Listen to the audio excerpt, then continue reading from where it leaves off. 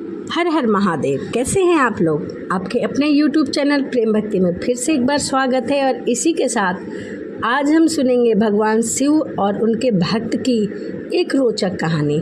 तो आइए मन में भगवान भोलेनाथ का ध्यान करते हुए आगे की कथा सुनते हैं। यह कहानी भगवान शिव और एक चिड़िया की है। एक चिड़िया जंगल में एक पेड़ पर रहती थी। जंगल बिल्कुल सूखा हुआ था, न घास थी और न पेड़ पर पत्ते थे, न फल था। जिस वृक्ष पर चिड़िया रहती थी वह सिर्फ सूखी टहनी थी, पत्ते भी नहीं थे। चिड़िया वहीं रहकर हर समय भगवान शंकर के नाम का जाप किया करती थी, उनके नाम का गुणगान करती थी।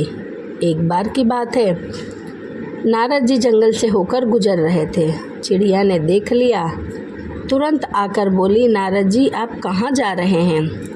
नारद जी ने कहा, मैं शंकर जी के पास जा रहा हूँ। चिड़िया ने कहा, भगवान शंकर मेरा बड़ा ध्यान रखते हैं, मेरे सूखे जंगल के बारे में उन्हें पता नहीं है। शायद कृपया उनसे कह दीजिएगा कि मेरे जंगल को हरा भरा कर दे।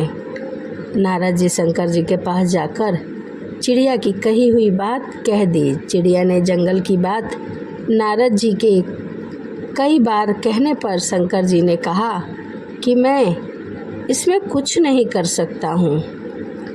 नारद जी ने के भाग्य में 7 जन्म ऐसे ही सूखे जंगल में रहना लिखा है उस चिड़िया को, तो मैं क्या कर सकता हूँ?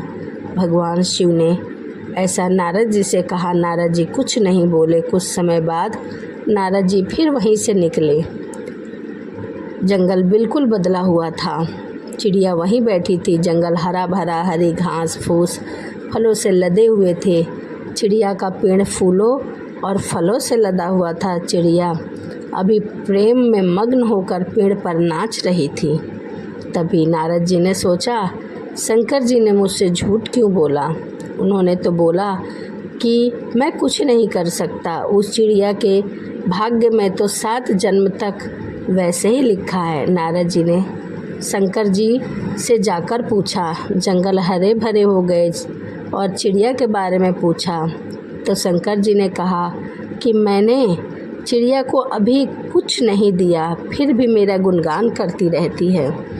उसी की भक्ति और विश्वास और प्रेम की वजह से मुझे 7 जन्म काट कर चिड़िया को यह देना पड़ा। चिड़िया बहुत ही दयालु है और वह मेरे नाम का हमेशा ही जाप